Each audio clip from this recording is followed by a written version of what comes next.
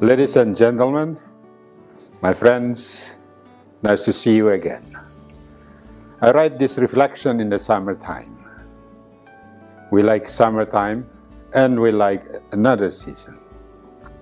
Winter, for instance, despite of cold, many seem enjoy skiing and children building snowball and many kinds of activities. Summertime, it is a time of flourishing. Many flowers bloom in this season. Whether in our yard or garden, they bloom naturally as it has been planned by someone. I like flower in the jungle. Flowers grow and bloom in wilderness. They bloom as if someone plants them. They grow and bloom naturally without no one takes care of them. Whether in open ground or in the middle of another plant or even on the side of the hill rock. The questions may be what really makes them grow so beautifully in their ways. Is there any invisible one that cares of the nursery in the jungle? On the other hand, that wild flower grow in the jungle rather than garden as we call. For reason, we call them wild flowers because they do not grow in our yard, in our garden, that we may take care of them, watering or fertilizing. They are not in our yard or garden. They are not garden's flowers. They live and spark beauty. They shine. The light of beauty shines like flowers in the garden or yard they are made for. They show us what they are. The point here is that there is life even in the jungle. If we may say, there is beauty even in the jungle. Growth and life are everywhere. Sometimes we do not see them or we do not care of them. Summertime is a fascinating time we may call. It is distinctive reality from winter or spring or autumn. These times of season takes us in the direction. Winter forces us to dress properly so that we may not get cold. In the book of Genesis chapter 1 verses 31, we read the story of creation. We read that in the end of a day of creation, I quote, God saw that it was good, end quote. Everything God created is good. The direct conclusion is followed. Creation is good. Every creature. Goodness of creation comes from the wisdom and power of God.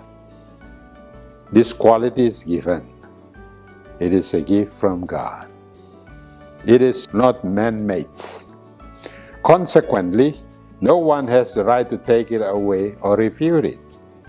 It is simply because he or she did not invent it or put it into reality. On the other hand, one who receives and takes what God gives, he or she has no need of asking for more. God's gift is good from its origin and it is perfect, sufficient.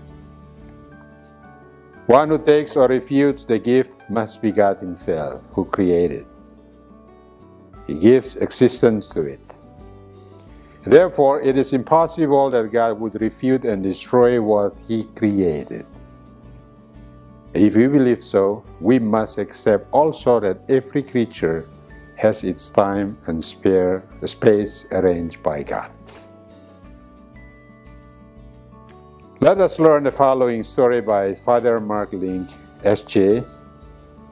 He begins the story by stating that, I quote, "It has been said that nothing is so persuasive to the human heart as is the story of another person's discovery of God."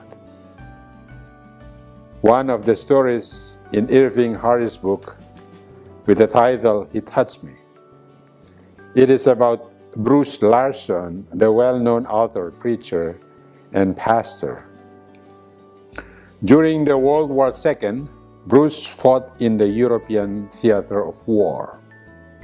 When the war was over, he stayed on in Germany as part of the Army of Occupation. Describing his life in post-war Germany, he says, I quote, "I felt that I was swimming in a sea of garbage. Worse yet, the garbage was inside me," end quote. It was in the state of mind that Bruce was standing guard one night in a bombed-out building outside Stuttgart, Germany. He was all alone, and his thought turned to the state of his soul. He felt nothing but disgust for the way his spiritual life had gone downhill during his time in the army. Mr. Bruce did something unusual. He took his gun off his shoulders and leaned it against the brick wall. Next, he put out his cigarette and knelt down. As he lifted his eyes upward, he could see millions of stars shining through the charred rafters of the bomb-out building. Then, with all the faith he could muster, he prayed this prayer: "Lord, if you are really there and if you really care, come down and take over my life." It was an unforgettable moment in an uncomfortable night. During the weeks and days ahead, Bruce began to experience quiet miracles in his life. His old materialistic values and goals failed, and the new spiritual values, goals replaced them. He literally felt like a new person, and his life began to reflect the way he felt. He says of his inner transformation, I quote, "At first, I told no one about it for fear that I was on a trip that was not genuine or would not last," end quote. But it was genuine, and it did last. The point was now clear to Bruce. That night, in the bombed-out building in Stuttgart, Germany, he had met Jesus Christ. We learn from this story that God is present in time of uncertainties or time of doubt.